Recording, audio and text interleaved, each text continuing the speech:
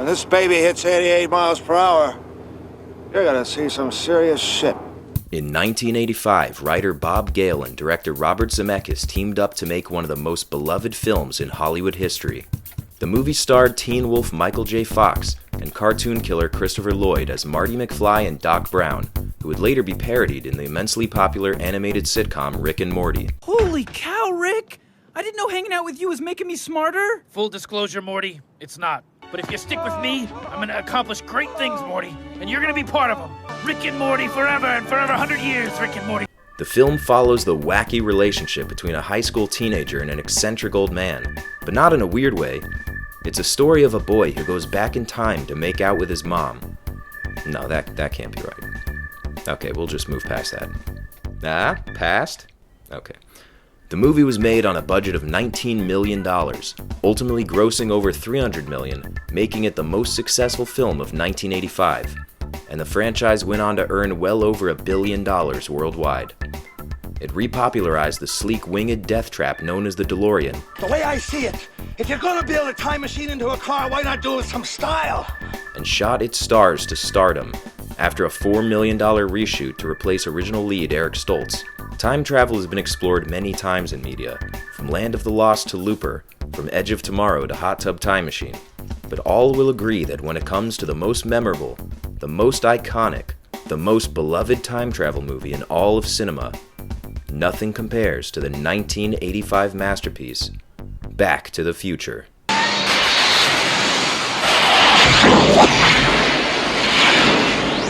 Well, this sounds like a fantastic movie.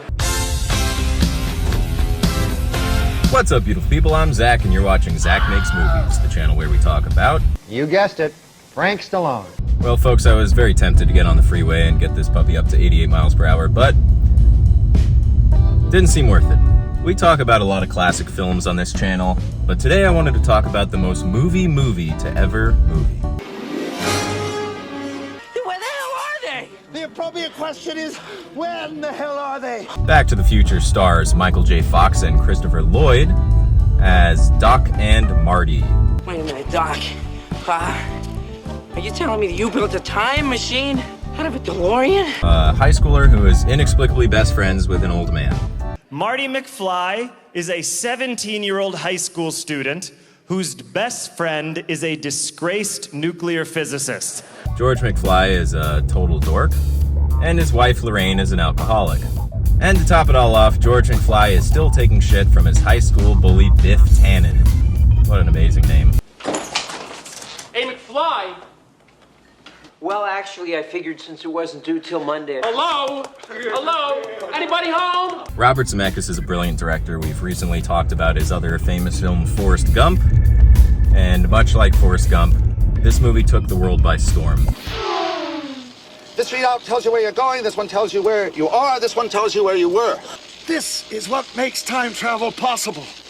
The flux capacitor. Another notch on the belt of executive producer Steven Spielberg. And the least creepy performance somehow by the great Crispin Glover.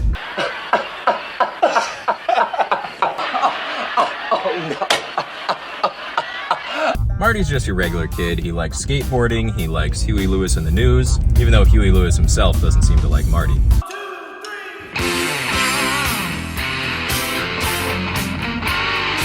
Hold it, fellas. I'm afraid you're just too darn loud. The scripting for this film is so insanely efficient. There's not one line of dialogue that is not setting up something that is soon to happen. Everything comes back around. You know, there's the Peabody and Sherman reference, the old time travel cartoons. The old man with the farm that Marty crashes into is Mr. Peabody. Old man Peabody owned all of this. He had this crazy idea about breeding pine trees. The pine tree Marty crashes into and destroys is the namesake of Twin Pines that then becomes Lone Pine Mall once he destroys the tree, which is very funny. I like all the moments like that. And one day I'm gonna be somebody. That's right, he's gonna be mayor. Yeah, I'm mayor. Doc Brown stepping on the part of the clock tower and breaking it so that when they go back to the future, they show that that part is broken. George McFly slapping the table at the diner and asking for a chocolate milk is an all-time classic. Give me a milk. Chocolate. Make like a tree and get out of here. Since you're new here, I'm gonna cut you a break. So why don't you make like a tree and get out of here? Biff is very funny. He's one of the most lovable rapists in the history of film. Hey, you. Get your damn hands off. Oh. Doc Brown asking who's president in 1985, and Marty telling him it's Ronald Reagan. Ronald Reagan, the actor? Who's his VP, Jerry Lewis? Anyway, so one day, the boy and the scientist, they build a time machine. Whoa! Okay, I think I see where this is going now. Let me guess. They build a time machine and they go back in time and they stop the Kennedy assassination. Who the hell is John F. Kennedy? The whole setup of using a DeLorean as a time machine, 1.21 gigawatts, 88 miles per hour. This is a lot of nonsense that all combines to make you go, okay, sure, whatever, that works. All the clocks in the opening scene that just set up time travel throughout. Marty inventing the skateboard years before it's popularized. Crispin Glover is just absolutely hilarious. The stupid faces he makes, his ridiculous laugh. When Marty dresses up as a spaceman and tells him his name is Darth Vader, which I think, doesn't George end up writing a sci-fi book? Like later popularizes a sci-fi book based on that experience. Just the concept of using time travel to play around with the paradox theories and having a character who, by going back in time, inadvertently ruins their future, or present rather, then need to fix some of their own mistakes to get back to just their normal life. But in doing so, of course, the slight deviations end up changing his life for the better, so that by the end of the movie, his family is wealthy, Biff is now buff, buffing the car, not strong. Marty's parents are no longer losers and drunks. They're now cool. His mom doesn't have really terrible aged prosthetic makeup on anymore, so she looks like a human being. His brother wears a suit to work, but possibly the most important deviation is that the very famous rockabilly song Johnny Be Good was not in fact written by Chuck Berry as we thought. It was written by Marty McFly and stolen by Marvin Berry, cousin of Chuck Berry. You know that new sound you're looking for? Well, listen to this. So we're gonna take that away from him. This whole video is just gonna be John Mulaney bits. And we're also gonna say that a white man wrote Johnny Be Good, so we're gonna take that away from them. The music in this movie is just absolutely classic.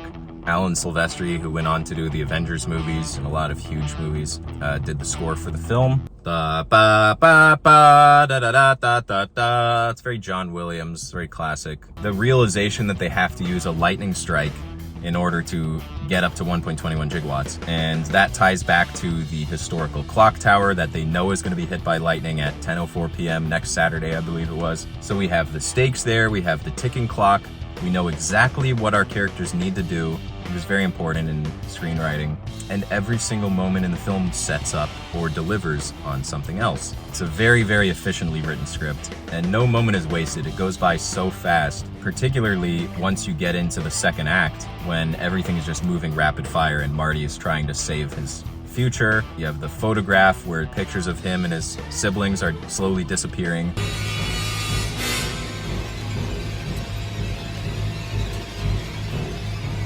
The entire ending sequence where Marty has to take over for the guitar player. They're playing Earth Angel, classic 50s song. And even though George finally stood up to Biff and punched him while he was trying to molest Lorraine, leave him alone! Let him go! Let him go!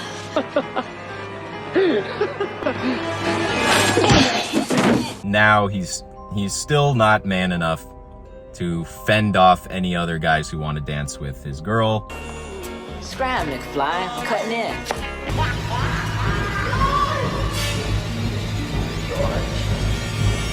So Marty looks at the picture and he's disappearing even more, until finally his father stands up for himself, takes his girl back, kisses her on the mouth, not in a way that a brother would. Excuse me.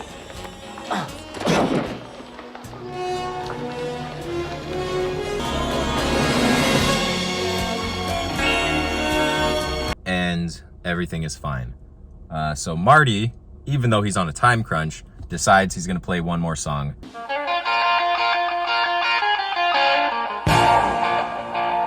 Which he then, of course, turns into a 1980s style improvisational riff of electric guitar, which the audience does not seem to appreciate.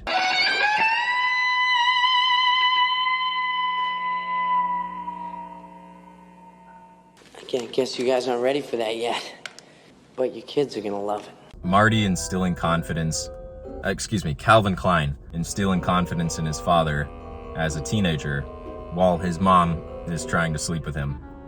Just a lot of funny, good old family fun stuff. The film is particularly incestuous, especially for an 80s movie. Okay, well, what do they do with the time machine? Well, now I'm embarrassed to say. No, all right, here goes nothing. We thought, that it would be fun for people if the boy, he went back in time and he tried to fuck his mom. And then, but don't worry, he doesn't get to fuck the mom because this family friend named Biff shows up and he tries to rape the mom, in front of the son. And then the dad, he has to beat the rapist off of her. The whole situation with the Libyans, I remember watching this movie as a kid, I was so confused about so many things. It's funny to go back and watch movies. Not that there was really ever a period where I stopped watching this movie, but certainly you can go back and watch movies that you saw as a kid and go, okay, this moment that I thought was terrifying is actually funny. Time circuit's on, flux capacitor, fluxing.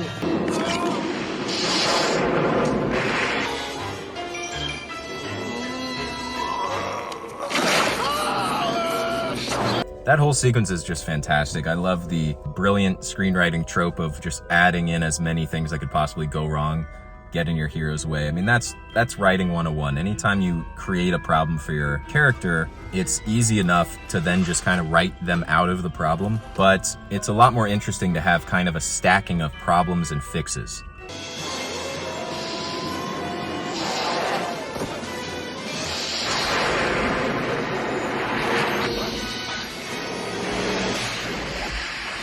That's a lot more enticing for a viewer, to have a character who is in the middle of solving a problem, and while they're solving that problem, another problem is caused.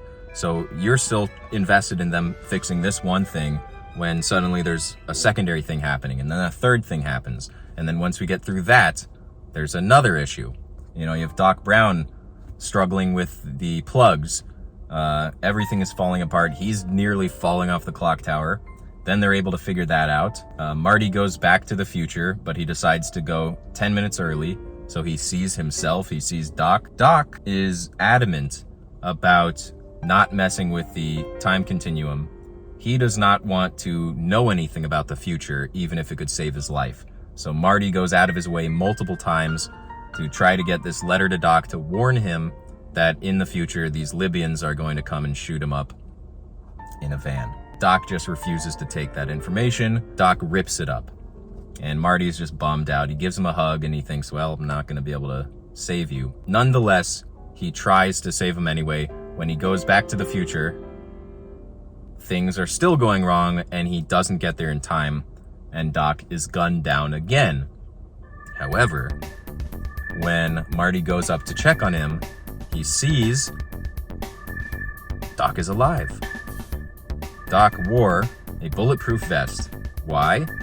Because he did, in fact, end up going back and taping the letter together again. Because, and I quote, what the hell? Doc is saved, Marty's alive, everyone's happy. Marty goes back home to find that his life is 100 times better. His dad's cool, his mom's not a drunk, she's not a prude. She's excited for him to go off on his trip next week with his girlfriend. And then the girlfriend shows up. And then you have what might be one of the most famous moments in the movie. Doc shows up again in the DeLorean, crashing into trash cans like the pizza guy from Home Alone. And he tells them that they're in trouble. They're fine, but it's their kids. Something has to be done about the kids. So he piles them into the DeLorean, and Marty famously says, I don't think that we have enough road to get up to 88 miles per hour. And Doc, putting on his sunglasses, says, Roads Where we're going, we don't need roads. And then the car, woo, woo, flies off to the future. Now, we could talk a little bit about the sequels, and I will.